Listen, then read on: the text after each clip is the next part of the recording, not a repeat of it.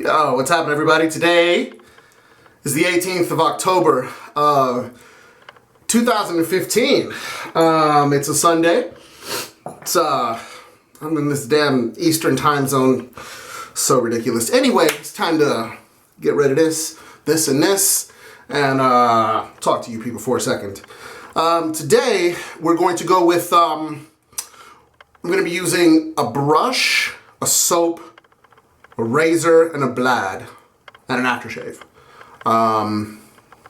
Yeah, branching up.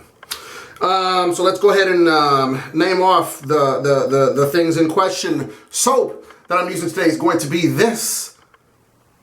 This is good old Hallows, which also coincidentally is going to be re-released this weekend. I think it's midnight on the 23rd, like the 22nd going into the 23rd.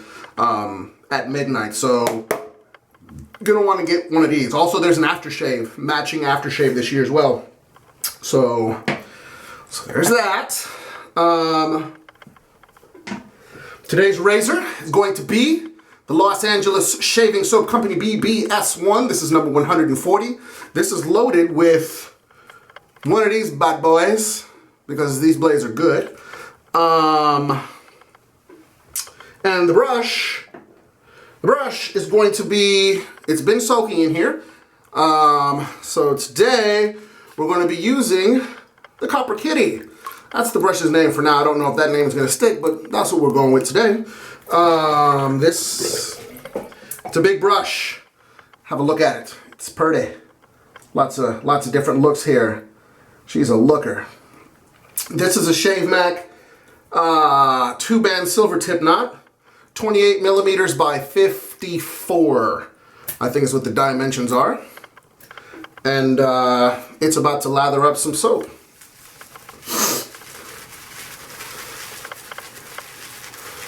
Oh. It's been a relaxing weekend. I didn't go to Nashville this weekend.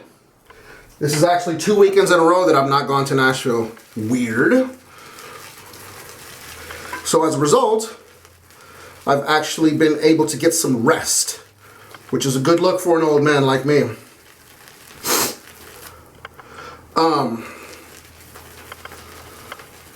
Yeah, I've been able to rest. I've had every intention of finishing up, unpacking, but I've not finished yet. That'll happen when it does. Anyway, as per usual on Sundays, I've not shaved since Thursday, so we've got some hair to attend to here.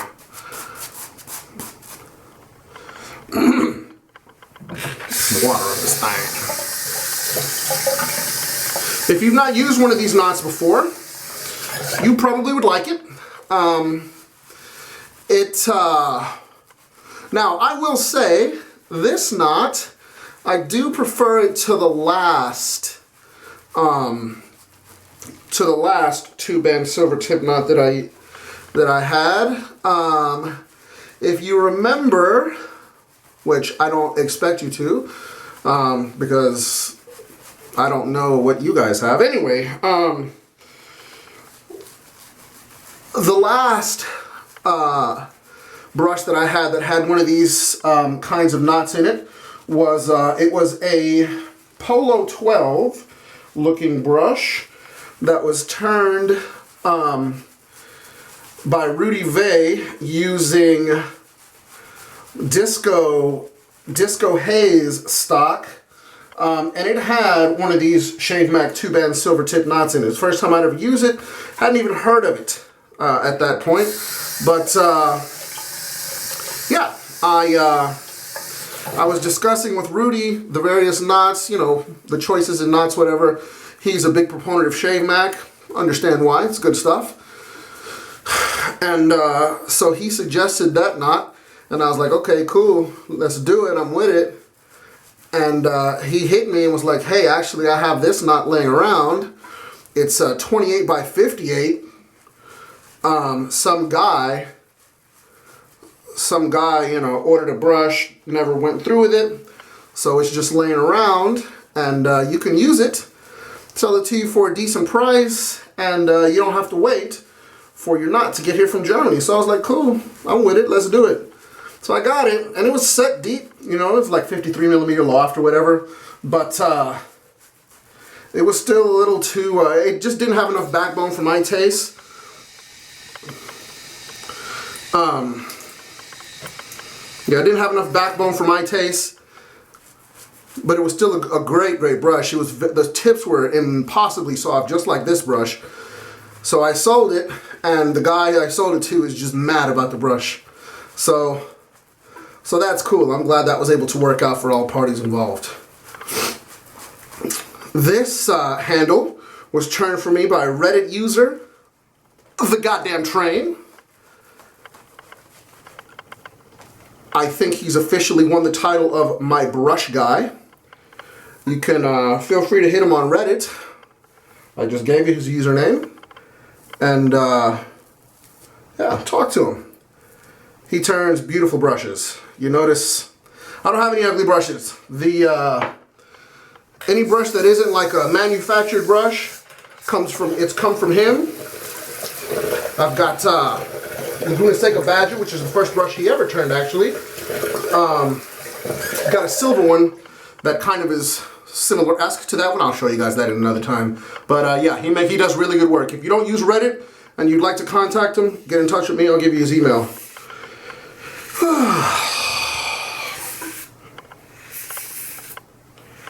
So let's talk about a few things.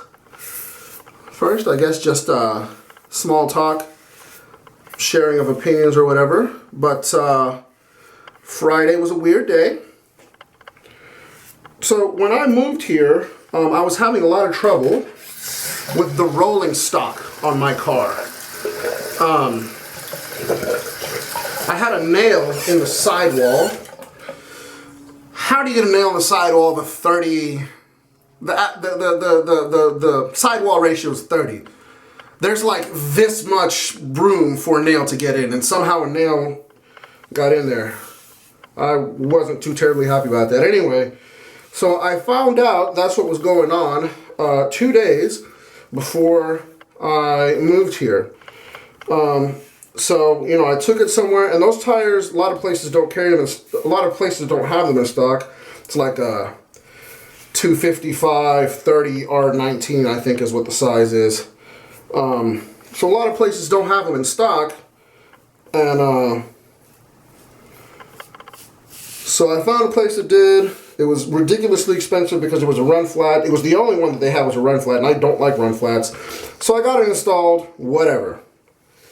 Drove to Knoxville, blah, blah, blah, blah, blah. Now, not too long before then, I'd taken my car in for like an inspection. And they told me that and that was the passenger side tire, that had the nail in it. So when they were replacing it, they told me that I had 3 cracks in that wheel, and I was like, yo, I can't even right now, because I couldn't even, you know. So I was like, whatever, you know, replace it and shut up. So they replaced it, they shut up. I eventually found a wheel. I think I've talked to you guys about the wheel on one of these videos in the past, but I found the wheel on eBay for a decent price, bought it, and it's just been lounging ever since. So Friday I got off work early, and you know, I brought the tire to work with me so I can, because I made an appointment to get the tire mounted, and no, I needed to get the tire mounted, or excuse me, get the wheel changed out, and then Saturday I have an appointment, a slot at the dealership to get an alignment, because a lot of shops won't touch a 335 because, as I understand, you have to have weights in the car to align it properly. So a lot of shops won't do it. Annoying. Yeah, that's a first world problem, and I look like a real butthole right now, but you guys know that's not the case. So Saturday, you know, got off work, was going to get that tire, was going to get the wheel switched out, and just as I was turning into the store, I ran over a nail, and the nail punctured. Just, man, it was kind of in the edge of the tire. So I mean, that was just, yeah, it was completely just, the tire was pretty much shattered. So, you know, run flat or whatever, thankfully, I guess.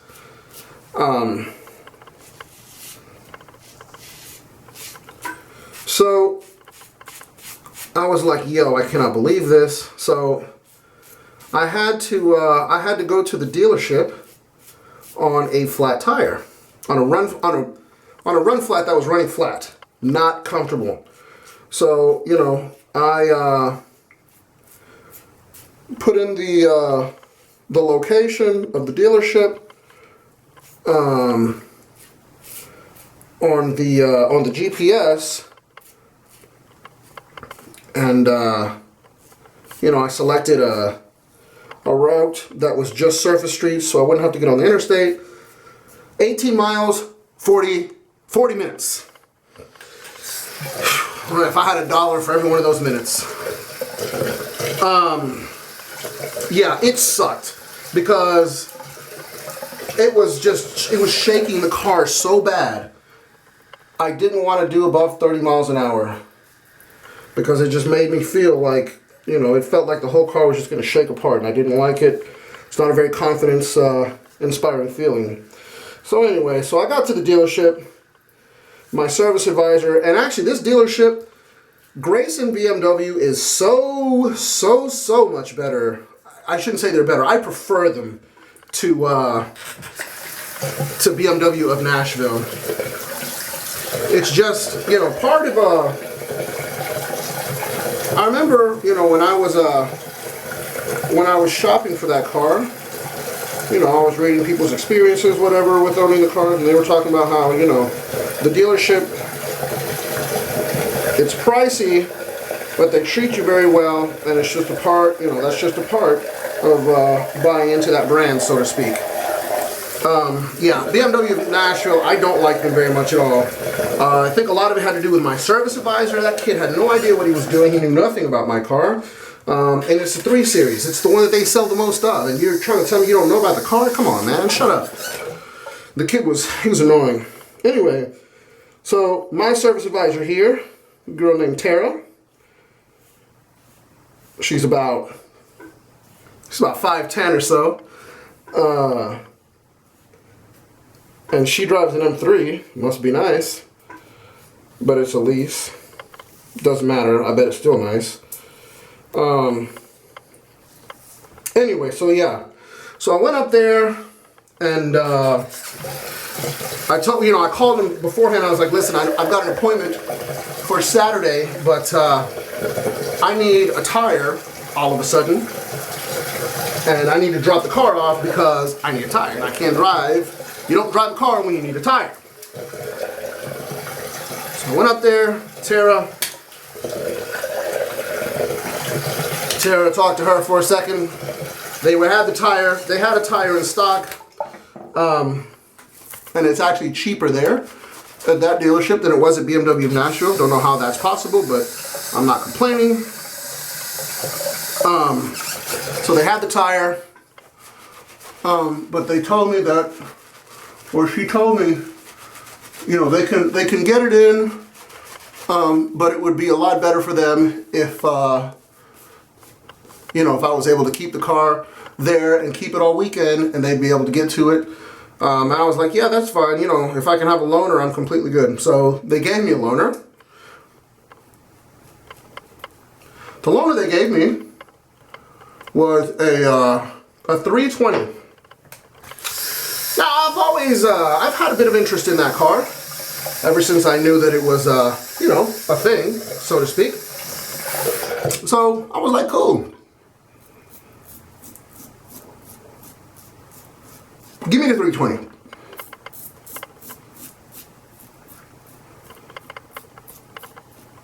Now, BMW for quite some time was known for The fine art of the straight six engine.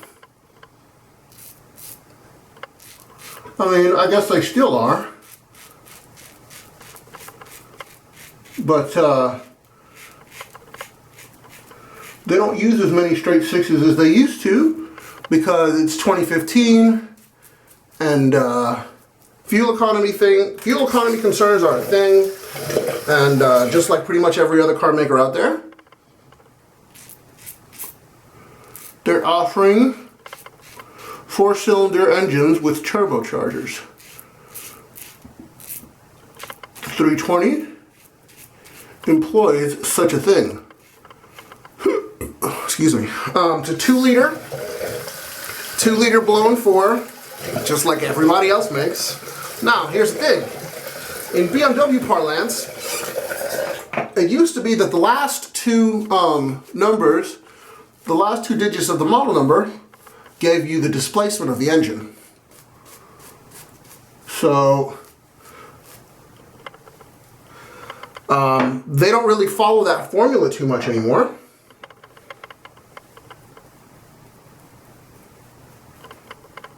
And they haven't since the last generation, which is the E90, E91, E92, and E93. Because, you know, they introduced turbocharging, reintroduced turbocharging.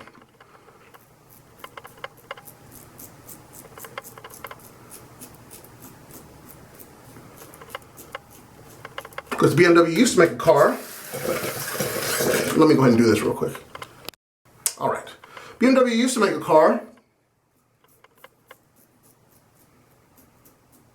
the 2002, and that car was offered in a turbo. There were not very many of them made, and if you see one, then you're seeing a piece of history. You're seeing an expensive piece of history, and yeah. Those cars, they're worth a few bucks. Anyway, so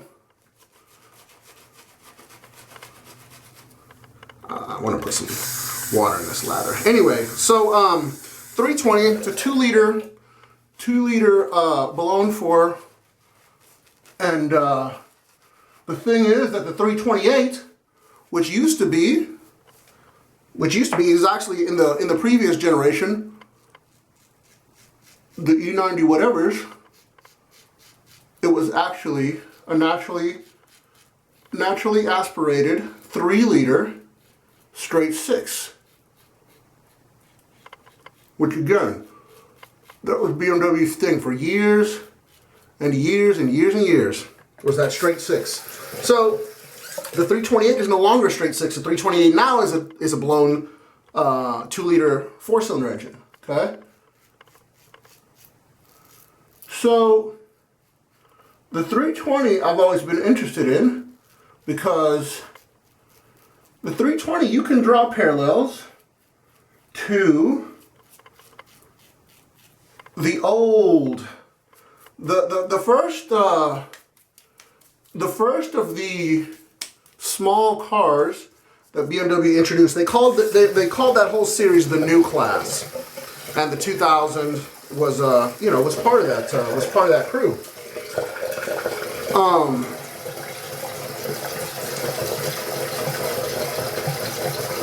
So this thing is like, it's cheap. If I'm not mistaken, I shouldn't say cheap. It's the least expensive one. If I'm not mistaken, I think a 320 costs less than the base price is less than a 228. So they gave me a 320, but it was a manual, which is a good thing, because BMW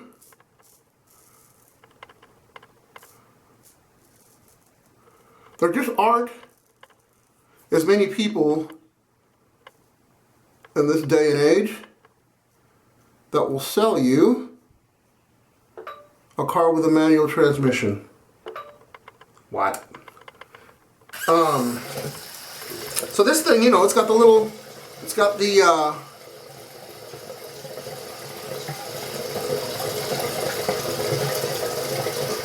It's got the little engine, you know, blown for. And I like manuals. I'm a big time manual dude. And 320 is not as configurable as the rest of the lineup. The choices for the interior trim are not that plentiful, and they're not as nice. They don't offer wood in that car. Actually, I think they may have one wood choice. And they don't offer any kind of aluminum or anything like that. No power seats. The back seat doesn't fold down. It's a very stripped down car. But at the end of the day, it is a BMW, and it feels like a BMW, particularly. The steering wheel doesn't feel like a BMW. Because it's very thin plastic. It feels like plastic to me. Wheel. And the steering is electric, not hydraulic. But it feels very competent in the turns, and the acceleration is not the worst thing in the world, even though it's only 180 horses. And I don't think, I can pretty much guarantee you that if you go to a BMW dealership, they're not really going to stock the 320 that makes sense. Because to tart up a 320 with a bunch of options is just silly. Doesn't make any sense. So you probably have to special order one. But if you do special order one, you can get by, or you can probably, I should say, end up with a 320 for about probably about $33,000 plus tax and all that good stuff. That's like Toyota Camry and Honda Accord territory. And I haven't driven one of those. I don't know what they're up to these days. But I think that 320 is not a bad car for the price. So I do prefer that 320 with a manual to all the 328s with an automatic that I've used. Now, performance is not even a contest because automatic transmissions these days are better than manuals. If you get a manual,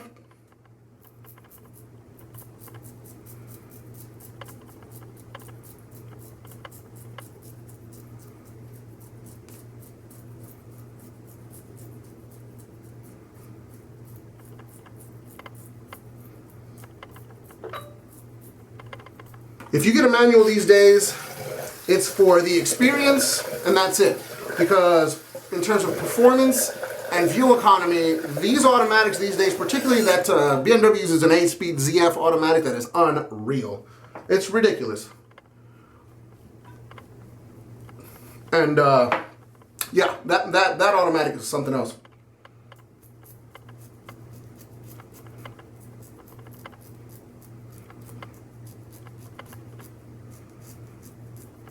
And BMW, being the jerks that they are, if you opt for a manual transmission, it's a no-cost option. You don't knock off any of the you don't knock off anything off the price. I don't think there's a way to knock anything off the price of the BMW. Anyway, so yeah, I'm pretty much done here, and I didn't really talk about anything that I wanted to talk about, but whatever. I got to talk to you guys about the cars. You guys know I'm very much, I like cars, particularly BMWs.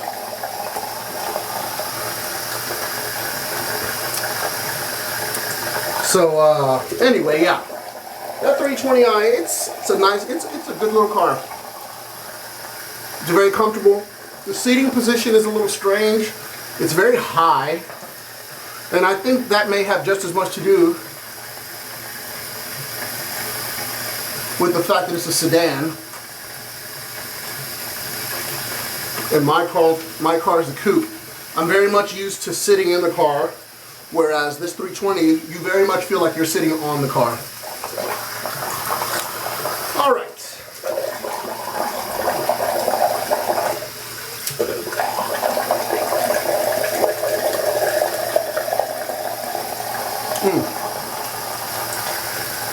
This stuff smells good. Don't forget, again, this stuff is coming out again on next Saturday, I think it is. Whatever day the 23rd is.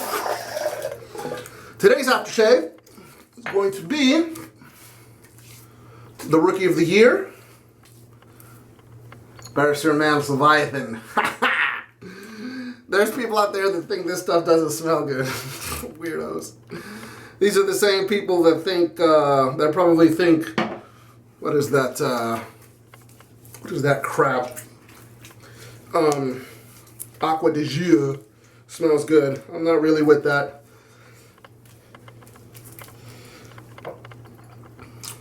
Shake this up.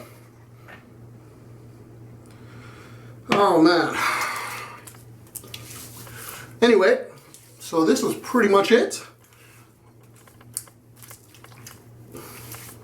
I hope you guys have had a good weekend. I hope you have a good week. And I will be seeing you soon. Peace, everybody.